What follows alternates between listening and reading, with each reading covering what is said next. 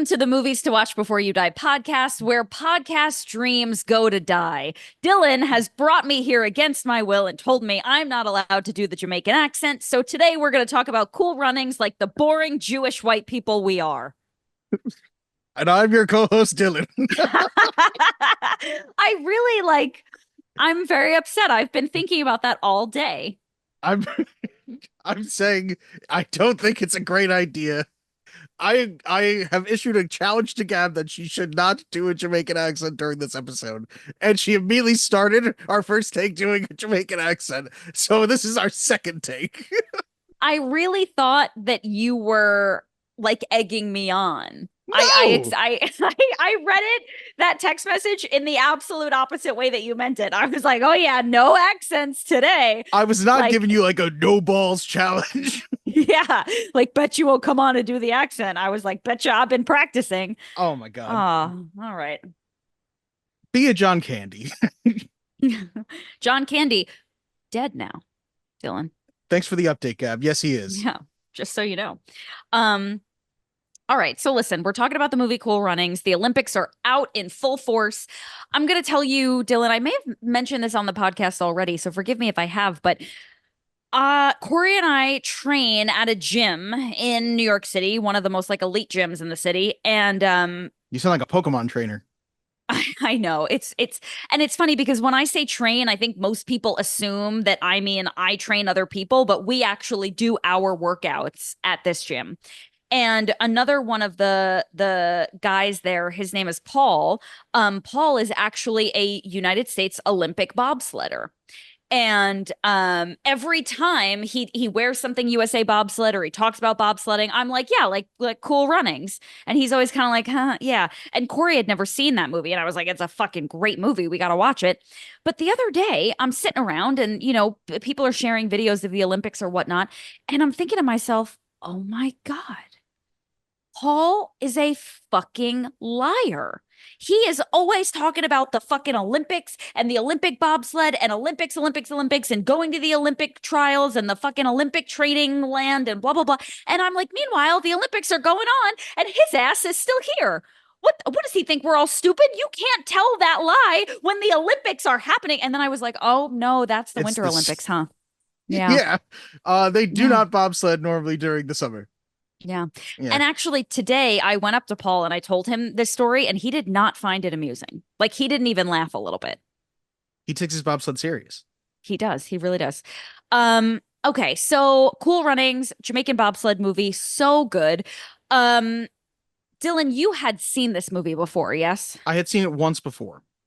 Only once? Yes. Giselle showed it to me once, probably over 5 years ago by this point, and I had not gone back to it. So I kind of went into this not sure how I was going to feel because I didn't remember being blown away by it, but it wasn't like I was watching, like, pay attention to every second of this. You know, I was very casually watching it at the time. Yeah. So I think I gave it a much more in-depth, 100% focused attention that it needed. Thank you. I appreciate that. I would say that this is classified as a like an inspirational sports film, much like Rudy. Would you Rudy-esque. disagree? Yes, Rudy-esque. Yeah. I gotta be honest, if you're not gonna let me do the accent, I don't know how much more I have to say. Well, then why don't you ask me what it's about? Fine, Dylan. What's it about? What's this all been about? What am I working toward? You think you know everything about me, don't you? I dive at your bottom. I bloody well ought to. Cool Runnings is about a sprinter who is going to be in the Olympics. He gets tripped up during his Olympic tryout and decides, after seeing a picture of his former Olympian father with a bobsledder who believed that sprinters could be turned into bobsledders, that he is going to get into the Olympics by going from sprinting to bobsledding, and he will form a team with his fellow sprinters who fell down and a pushcart derby champion. And I think obviously we need to reiterate that like Jamaicans don't really do winter sports for obvious reasons. There's no snow in Jamaica. Yeah. Yeah. So a bit of how would you what's the phrase in English? So, How well, you I'm going to quote say Cable Guy real quick. There were no condiments in medieval times, therefore there are no condiments at medieval times. That was basically the Jamaican Winter Olympic feeling. There is no snow on Jamaica, therefore there are no winter sports in Jamaica. First of all, the Cable Guy, when I close my eyes and I think of watching a movie in the minivan when we were kids, it feels like it was only ever Cable Guy. My brother still regularly answers the phone and goes, Cable Goobla. If you've not seen the 90s Jim Carrey classic Cable Guy, we both definitely agree on that. That's why we haven't done it yet. We got to do it though. It's so good. I want to watch it again. Down, down, down. Red Knight going down. Oh, but I should check what IMDb says that Cool Runnings is about because I said Yeah. what it was. Yeah. IMDb says when a Jamaican sprinter is disqualified from the Olympic Games, he enlists the help of a dishonored coach to start the first Jamaican bobsled team. Very succinct. Yeah. Very succinct. Amazing. Okay. Taglines? Taglines? Yeah. Ooh, Jinx. Inspired by the true story of the first Jamaican Olympic bobsled team. That's, very straightforward. Yeah, nice. The second tagline just says Jamaican bobsledders. I'm Ron Burgundy. Jamaican bobsledders. It's a question mark after Jamaican bobsledders, so I'm just Jamaican bobsledders. Yeah, how there would we you? go. How would? What's? Which one would you take? What's your question Second, mark? I would definitely go Jamaican bobsledders. Jamaican bobsledders. Oh, that sounds What? like it's a slur.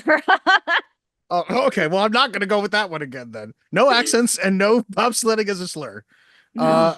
The Dylan, final where's the tagline: fun? One dream, 4 Jamaicans, 20 below zero. Cute. Yeah. I like it. All right, what the hell do we do now? Opinion time? Okay.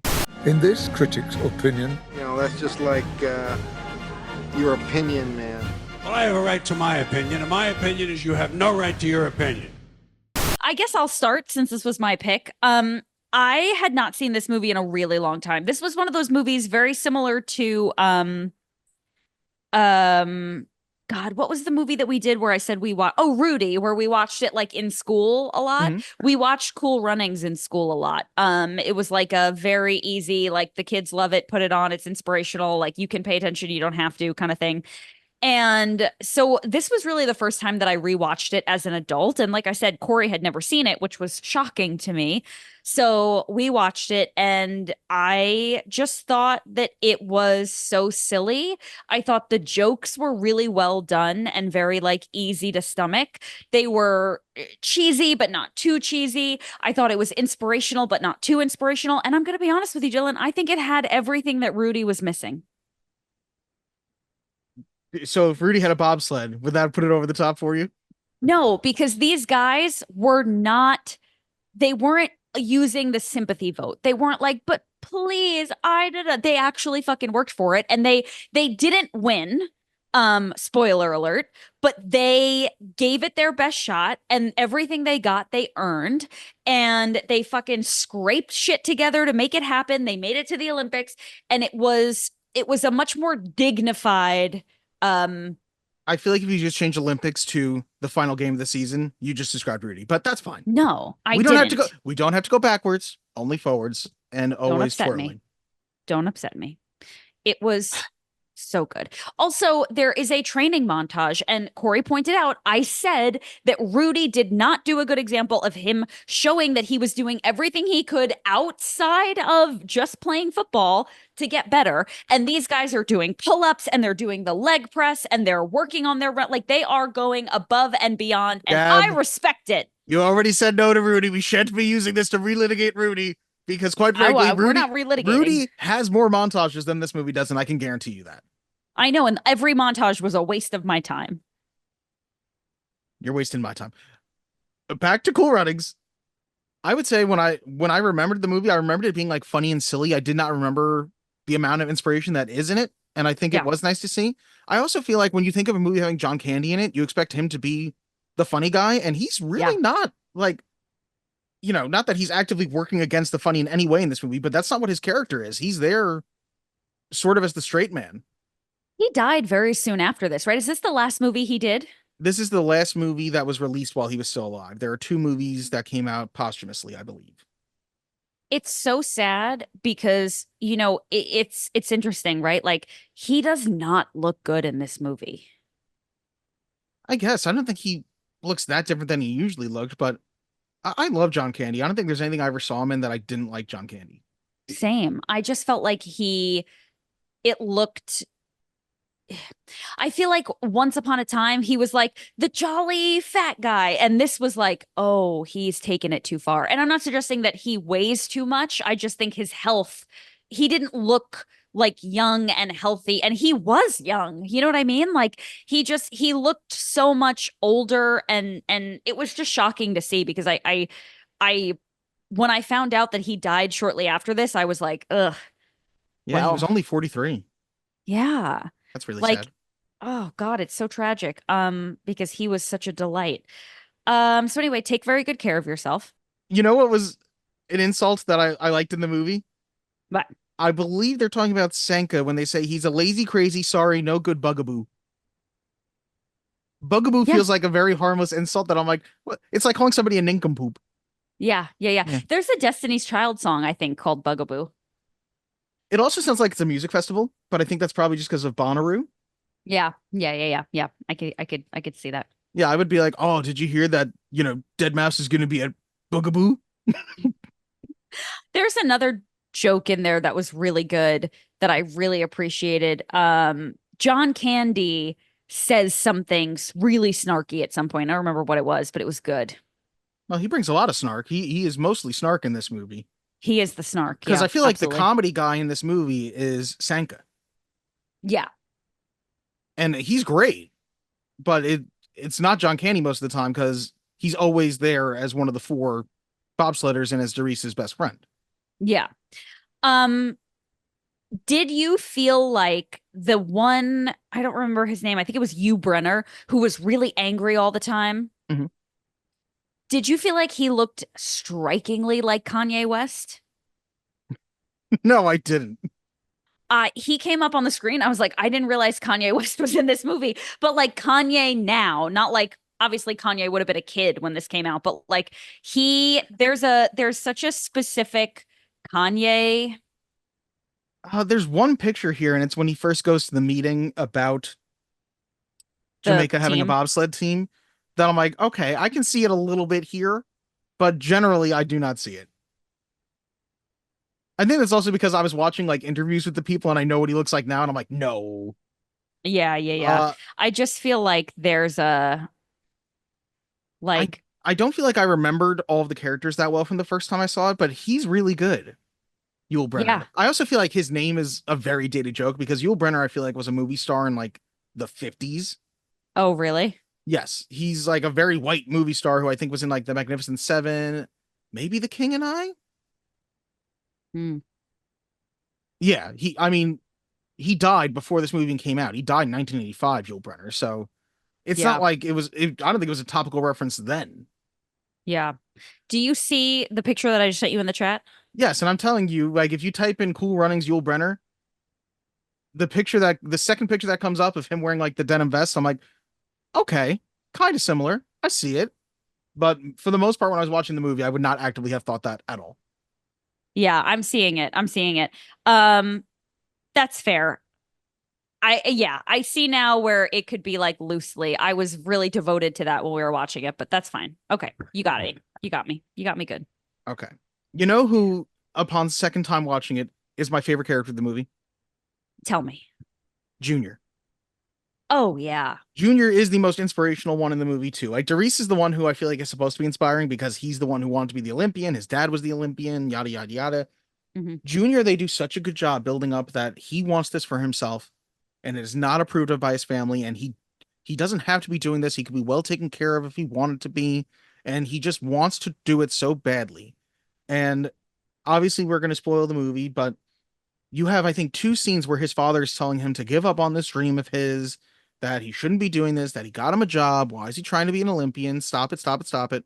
Yep. And his dad even comes to the Olympics and tells him, pack your things up. This is stupid. And they're already in the Olympics by that point.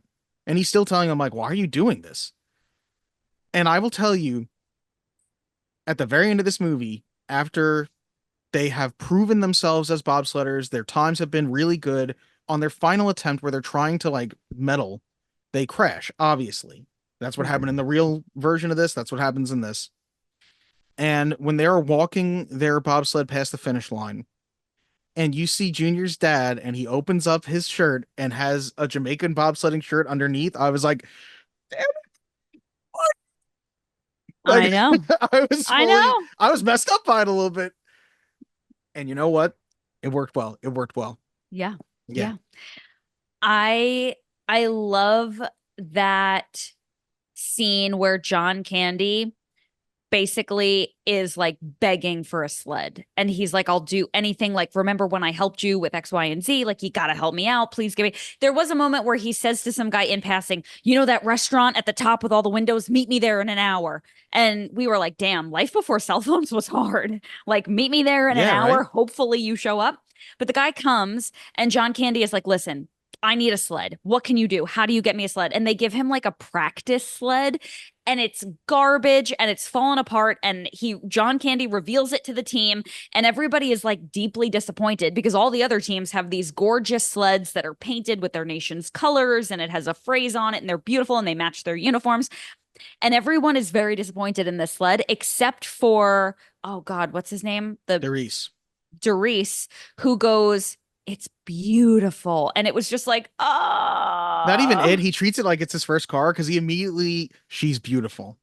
yeah. He's got like a name picked out already, you know, like he went back to the room, like, she's my favorite. Like Yep. it is really nice. It's so sweet. I also really like his and Sanka's friendship because we see Sanka shows up for his Olympic trial sprinting, and then Derice shows up for his pushcart derby. I also love Sanka. Sanka really sets him up a couple times where Sanka will be like, you just have to say, you're my best friend. We've been through a lot. I need you to do it. And he says, and he's like, no, you know what I mean? Yeah. He does another time too, where Derice is going, who's the best pushcart driver in all of Jamaica? And Sanka says, you're looking at him. And he goes, then you're going to do it. And Sanka goes, no, like Sanka just a couple times just like, nah. It's so good. I also love when that reoccurring line where if something happens, they crash or something, and Doris goes, Senka, you alive? And he goes, no. You dead? Yeah, man. Yeah. That's what it is. Thank you. And I appreciate, I know you wanted to do that so badly right there. I feel like I could see it at the tip of your tongue. I really fucking want to. And I feel like you're being a little, listen, listeners, write in and tell us if you would be offended by me doing the Jamaican accent. How are we supposed to say the line of the movie, the iconic line? If you had set me up well enough, I was going to open this podcast with feel the rhythm, feel the rhyme, get on up, it's podcast time. Yeah, but not with the accent. So who fucking cares? Which I didn't realize. I thought they say it a lot more in the movie because I didn't realize it said one time about pushcart, and then they don't really say it until the very end when they're trying to, which is another really nice moment. They've been copying the Swiss team. Yes. Or is it the Germans? Swiss. Okay. Is there beef with the Germans or the Swiss? Their beef is with the Germans. I don't know. Their beef is with some all these vaguely Eastern European teams are not cool. Yeah. Yeah. But they're copying the Swiss opening where they're just like eins, weins, dreins or something like that, which is just 1, 2, 3 in Swiss. And they finally have that really nice moment where they're like, we've made it here as Jamaicans. Let's bobsled Jamaican.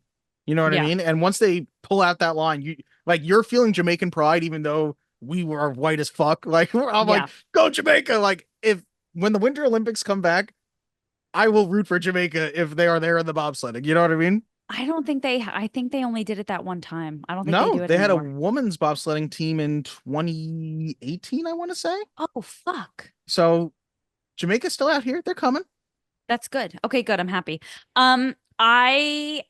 A couple of things came to mind when you were just talking. I think the iconic visual from this movie is all four of them in the bathtub pretending that they're in the bobsled. And that really is that's a split second in the movie. It's so strange because I really thought they got into the tub like 3 or 4 times. No, it's a still you see a lot. I feel like the thing that happens a lot more is them going down in like, I guess it's a push cart or their little makeshift bobsled when they're doing it on the hill and they hit the cops with it and stuff like that. They do a lot of times where John Candy's just telling them to do it again. In like a funny version of Herb Brooks from Miracle when he's making them skate to the lines and stuff. Yeah. I feel like another iconic thing from this movie, and it is a really good moment. And again, it's Junior. It's Junior and Yul Brynner who have hated each other this whole time.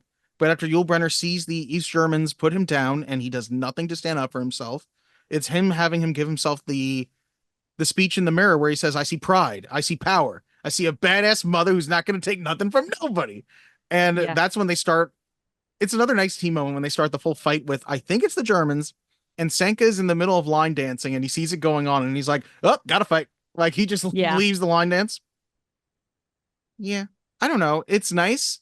It's also, it is one of those things that if this were fake, they would totally win or they'd at least medal. It's so sad that they don't. Yeah, but I think it's more important than that. Yeah, because all that really matters, similar to another movie, which we're not going to talk about again, Nope. is that Nope. they made it there and they proved that they had earned it and they belong. Because people are saying that it's a joke that they're there the whole time. Yeah, yeah.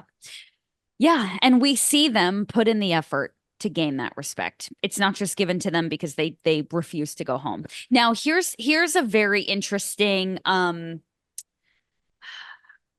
continuity issue that I have. One of your Did many you issues. notice? Yeah, you're telling me. Did you notice that in the beginning, when Doris is trying out for the Olympic sprinting event, Mhm. he doesn't make it. He actually gets tripped by Junior. And Yes. so he and Junior trips Yul Brynner and Doris. Yul Brenner, thank you, and Doris.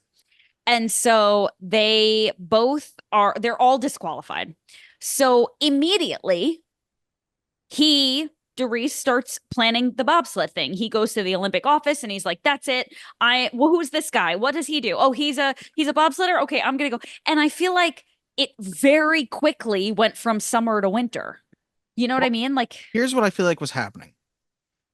Because I do see why you would think that. I think what is happening is that they were going to be part of very early preparations for Jamaican sprinting, which I'm sure is something that the country devotes money to. They have years to prepare and train, and they have their team picked out.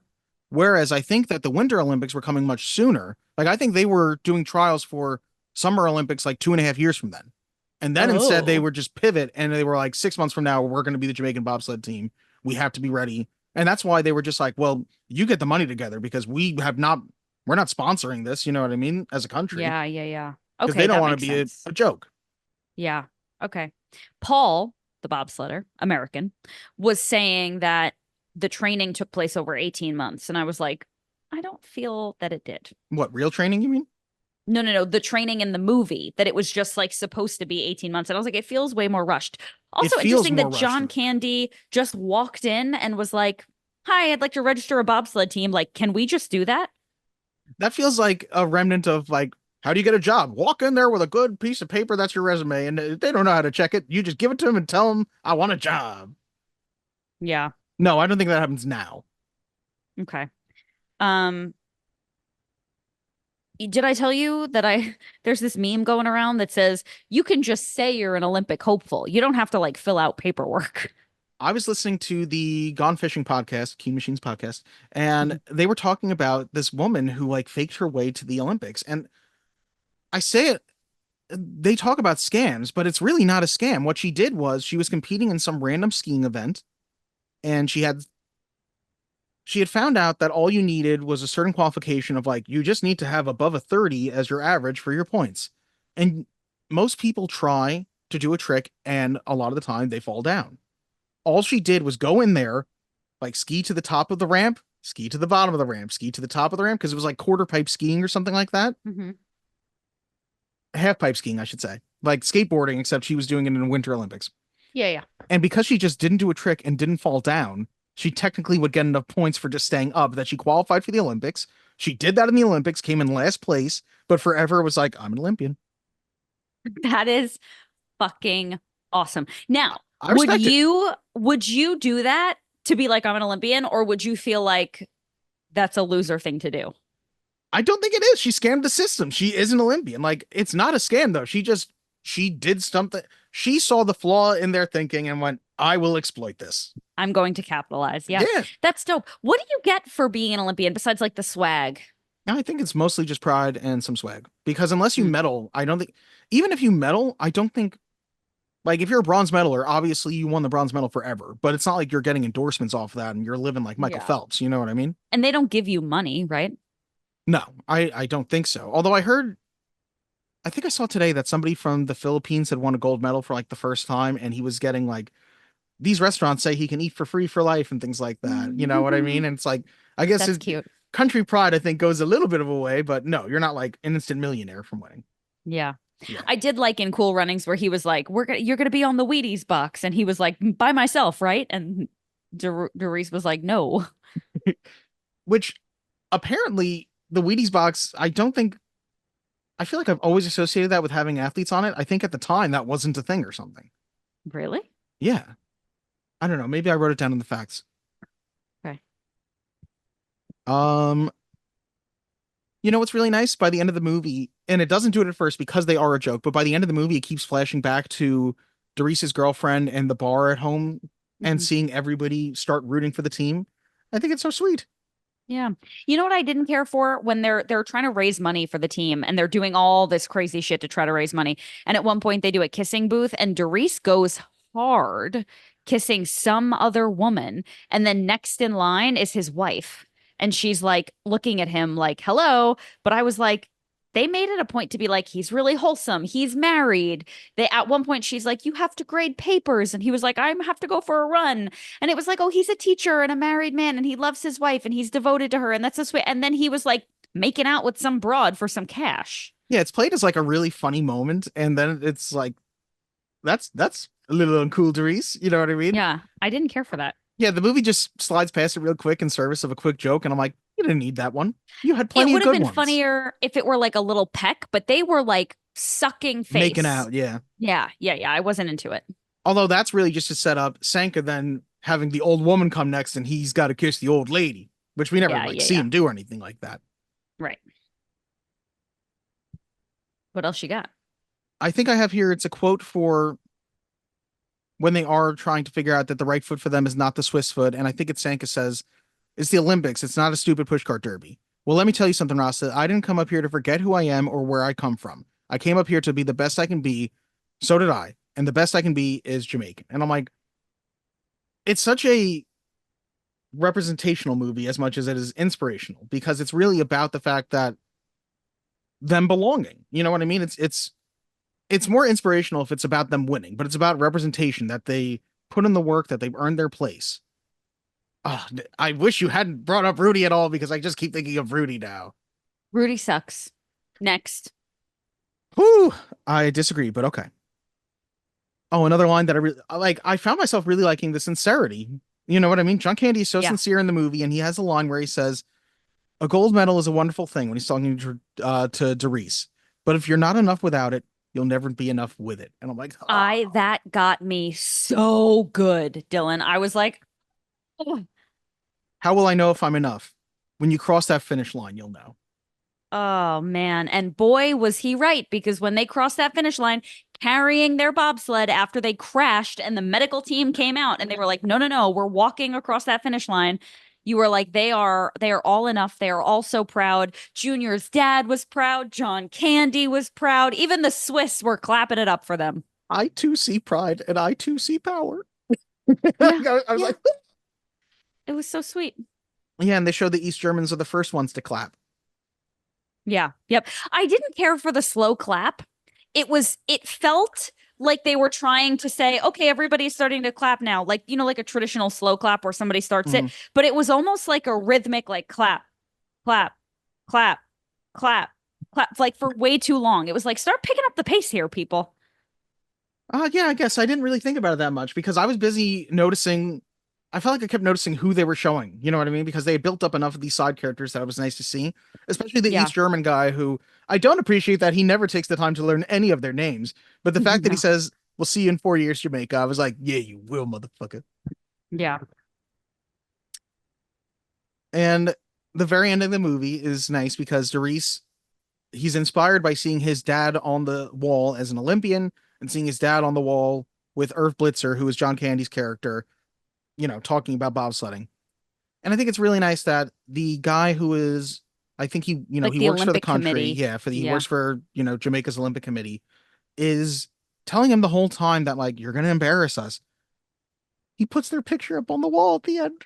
Yeah. Right above Irv and Doris's father. I think I'm getting so goddamn sappy as an adult. You really are. It's like scary. Well, anything with dads gets to me. I wonder where that trauma comes from, but Yeah, honestly. it Maybe works. you should talk to your therapist about it, but every time. It works. Yeah, it's great. I think that's all my main opinions if you want to get to some facts. Fact me up, baby. Let's go. I want the truth. Face the facts, Dukes. Facts have no place with an organized religion. Alrighty, let's see what the internet has to say. IMDb gives this a 7 out of 10. On the tomato meter, it has a 76% with an average rating of 6.1 out of 10, 31 fresh reviews, and 10 rotten, and an audience score of 81% with an average score of 4 out of 5. At the box office, it had a budget of $14 million. It grossed $155 million. The critics' consensus: Cool Runnings rises above its formulaic sports movie themes with charming performances, light humor, and uplifting tone. Roger Ebert gave it 2.5 stars. If you like underdog movies, you might like this one, especially if you haven't seen very many. Which I feel like is a little bit of a dig that he's like, yeah, it's kind of formulaic, but it's also kind of, it's true to the story. Hollis Jacona from the Austin Chronicle: often silly, but almost never funny. No. A little harsh. Janet Maslin from the New York Times: a cute, buoyant sports fantasy jolted along by a reggae soundtrack and playfully acted by an appealing cast. And finally, from the Time Out publication, it didn't give a name, it was just like Time Out: travelogue shots of happy Jamaicans dancing in the sun give way to patronizing comedy. Oh, patronizing. Yeah, I know. Excuse me. Those two were a little bit mean, Hollis and Time Out. Letterboxd: Liam F: there isn't a single film in existence that wouldn't be improved by the presence of the Jamaican bobsled team. Which I feel like I started picturing like Avengers Endgame, like Jamaican bobsled team, get me the Infinity Gauntlet. That would be great. Yeah, I'd watch it. Yeah. Robert Daniels: feel the rhythm, feel the rhyme, get on up. It's good movie time. Cool Runnings. I agree. Patrick Littleton: I see pride, I see power. When everyone starts clapping for them at the end, I get choked up. When Junior's father shows his Jamaica t-shirt, I lose it. Yeah. I Agreed. too, that is my pseudonym, Patrick Littleton. What do we have here? The movie was directed by John Turteltaub, who also directed Three Ninjas, While You Were Sleeping, National Treasure, and The Meg. The screenplay is by Lynn Seifert, Tommy Swerdlow, and Michael Goldberg, who also wrote Little Giants, Puss in Boots: The Last Wish, and the Cuba Gooba classic Snow Dogs. Wait, no, it's the Paul Walker one? The Paul Walker one, Snow Dogs? I think, no, Koopa Gooba, definitely. Oh, I love that movie. It was Koopa Gooba before. and Cisco. It is. You're right. Okay. 8 Below Yes. is the Paul Walker one. Yeah. I can't Snow remember. I think it was Dogs- Joyride. We made the same error. Okay. Yes. Well, me. Snow Dogs is a classic. I had it on DVD. You and I watched it a couple times. Yes. I must have seen 8 Below at some point too, because it's in my brain. Yeah. The movie stars Leon as Doris Bannock, who you may know from Above the Rim and Diary of a Single Mom. Dougie Doug as Sanka Coffee, who you may know from Eight-Legged Freaks and Shark Tale. Raleigh D. Lewis as Junior, who you may know from Where We Begin and Poet Heads. Malik Yoba as Yul Brenner, who you may know from Copland and New York Undercover. And John Candy as Irv Blitzer, who you may know from Home Alone, Spaceballs, and Uncle Buck. I feel like every person in this movie, obviously besides John Candy, should be in way more things. Oh, yeah. And they're not all Jamaican, correct? I have no idea. I think some of them might have like Jamaican ancestry, but I don't know if they're all Jamaican. Okay. You want to hear some fun facts? Now my AirPods aren't connected, so everything is going really well over here. Say again? Do you want to hear some fun facts? Yes, only in my left ear, though. Do you want to hear some fun facts? Yes, louder. Contrary to the story in the movie, the Jamaican team was met with open arms by the international bobsledding teams. One of the other teams even went so far as to lend the Jamaican team a backup sled so they could qualify. Oh, that's nice. Way nicer than the movie. We already said this was the final John Candy film released before he died. Sanka Coffee, Dougie Doug, is a pushcart driver. In real life, the local pushcart derby inspired George Fitch and William Maloney, American businessmen living in Jamaica, to develop the Jamaican bobsled team. Wow. So Senka is like a real character, like a real person? Sank is not, but the fact that he's a pushcart derby driver, pushcart derby really did inspire it somewhat. Got it. Okay. In the sport of bobsledding, adding weight to the sled is legal. In fact, sometimes it's a safety measure. 2 and 4 man sleds have minimum and maximum weights. The weight of the sled is calculated as the total weight of the sled and its crew. If the fully loaded sled weighs less than the minimum, it is perfectly legal to add weight to make up the difference. I guess that makes sense. So he wouldn't have gotten his medals revoked. He would have if they were over the minimum weight or if they were over the maximum weight. You're only allowed to add weight to the sled if you're below the minimum with your crew. Got it. Okay, that makes sense. Yeah. So it makes sense that he got his medals revoked, but it's not entirely crazy as a thing to be done. Okay. Allegedly, Denzel Washington turned down the role of Therese Bannock and Eddie Murphy turned down the role of Sanka Coffey, balking at the pay that was offered.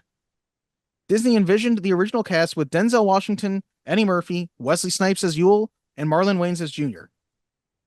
Whoa. Which that would have been a much more star-studded cast. Yeah. The only one they got that was like their dream casting was John Candy. They always wanted to be Irv. Yeah. The Jamaican bobsledder characters in the movie were all fictional characterizations, not based on their real-life counterparts.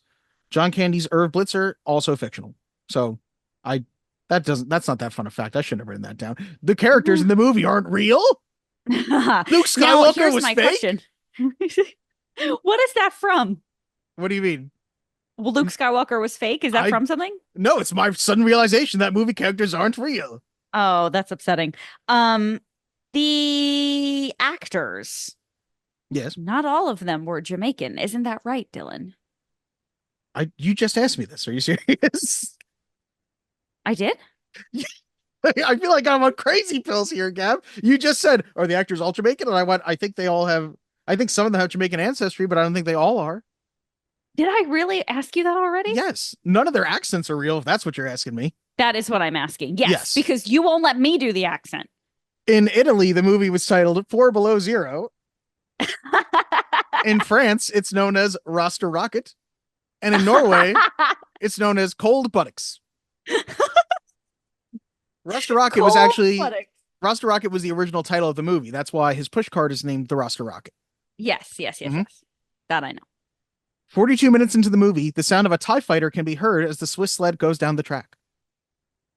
Oh, they just used the Star Wars sound? Yeah, it's Disney. Oh, wait, at the time, that probably wasn't okay. No, it was Lucasfilm. Conspiracy. So, speaking of accent, there were conflicts between Disney and the cast and crew over the characters' accents. Leon said they wanted me to sound like a Black Aladdin. They wanted a Disney version. It was tough because if anybody wanted to be authentic, it's me. But I'm a professional and I had to do the job. Malik Yoba, who played Yul Brynner, said, they'd say people in middle America won't be able to understand you.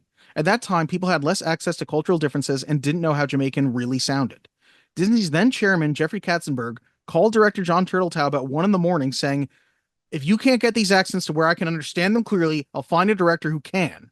The next day, Turteltaub told the cast, I'm going to get fired if you don't sound like Sebastian the Crab. Please don't get me fired, he concluded. We joked about it, but they got it. They understood. We're not going to do Sebastian the Crab, but we're going to make an Americanized version of the movie that people around the world will understand. Wait, that actually makes me feel bad. You should have led with that when you got mad at me for doing there you go. Oh, man. They're going to fire me if you don't sound like Sebastian the Crab. That is so sad. But it is true. Like, you know what's funny? We're watching, I don't know if you know this, but the Love is Blind UK has come out today. Okay. I had like 25 minutes free in the middle of the day, so we turned it on. And it takes a minute to be able to understand what they're saying. Like, because it's not just the accent, it's also like the colloquial language that is so different that it's like, what? Huh?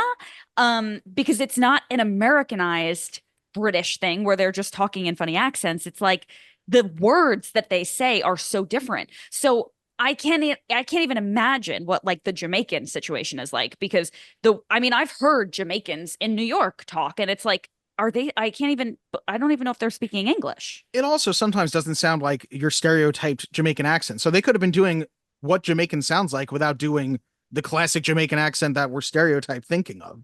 You know what I mean? Yeah. I'm definitely not surprised in the 90s that they were like, do it. You know what I mean? But I'm like, oh, that feels bad. But also, like, it's a money-making machine, right? And the majority of the people that are going to be taking in this movie, I mean, are first of all just hard for us to understand, and they're just American. Yeah, I think I get why they did it at the time. I wonder if they remade the movie now, would they just let them be more authentic, or would they just not have them do an accent? Because we've done that with movies now, where it's like the characters are clearly foreign and we just let them talk as they normally speak. Like, I'm trying to remember what movie it is where everybody's British, even though the movie doesn't take place in England, but I can't remember. That's Oh funny. well. I mean, I just feel like it's so important to the storyline that they are Jamaican. Like, that's the point, Obviously right? that At they're the end of the Jamaican. movie. The accent itself is not that important. That's why it's crazy to hear that the chairman of Disney was calling like Sebastian the Crab it up now. Yeah, I don't know. I mean, I think I would be disappointed if they weren't Jamaican sounding, but I also understand. So hold on, not to ask you a third time, but to go back to this. Oh So my God. there were actors who did not naturally have a Jamaican accent, and they were having trouble Jamaicaning it up, but in an I think they American way. weren't having trouble Jamaicaning it up. I think they were doing too authentic a job, and they were like, I wanted to sound like a stereotypical Jamaican accent. That was the issue. Oh, Dylan, are you Jamaicaning this up, or are you telling me the truth? How long have you been setting me up for, Gav, with this? Because I am so upset right now. I've been waiting, and I just needed you to say what I needed you to say, and you fucking got me hook, line, and sinker. You Jamaican go to hell. You Jamaican me crazy. What else do I have here? The broadcasters remark that the hot tropical island of Jamaica has joined the '88 Winter Games. The first tropical nation to compete in the Winter Olympics was the Philippines in 1972. In what? Do you know? I don't know. I assume they competed in everything. I don't know. Yeah, cool. The crash scene at the end of the movie, except for the close-up shots, was real footage of the actual Jamaican bobsled team crashing from the 1988 Winter Olympic Games. Contrary to the movie, the infamous crash was not due to mechanical error, but more or less losing control of the sled at such high speed. Fair. Real Jamaican bobsledder Devin Harris said the most unrealistic things are the fight, the cooking in the Olympic Village, and the idea of training pushing down a hill in Jamaica. The actual bobsledders, by the way, were part of the Jamaican army. They were soldiers. Oh, interesting. Actor, comedian Dougie Doug still has Sanka's egg. Love that. That's gross. I guess it's not a real egg. It's a rubber egg, yeah. Yeah. And John Candy took a pay cut because he was so interested in being in the movie, which I think is really nice. Yeah, it is nice. And the last thing here that was actually told to me by Kyle from the Film Realist, who was just on our Teenage Mutant Ninja Turtles third episode, host, yeah. Our semi-third host, is that apparently in Calgary, Canada, they still have the prop of the Jamaican bobsled. And I actually found a news story just recently that they had the prop at a bar in Calgary in Canada, but apparently in 2020 it was stolen. Which I do find it funny to picture somebody. I just picture them riding away in the bobsled as they made their escape. Feel the rhythm. Like, I pictured the cops chasing them, and he hopped in the bobsled and he was gone. You know what I mean? He was just too fast. Yeah. Interesting. I didn't think Canadians stole, but that's fine. They do. They're just sorry about it. It was a good one. It was the prop from the movie, not the actual sled. Yes, they had the prop from the movie in Calgary, Canada. I think originally, I think it was in like a Calgary museum. Then at some point, this bar in Calgary owned it. The bar was Ranchman's Bar in Calgary, Alberta. It was gifted to the establishment by the movie's production crew. So I guess they had multiple props, maybe. That makes sense. Yeah, and then somebody stole it in 2020. Yeah, Sad. I wonder if they got it back. I don't know. I didn't look that far into it. That's fine. Okay. Alrighty. Yeah, should we get into some verdicts? I think we should. Do or do not. There is no try. The guilty will be punished. Sentence is death.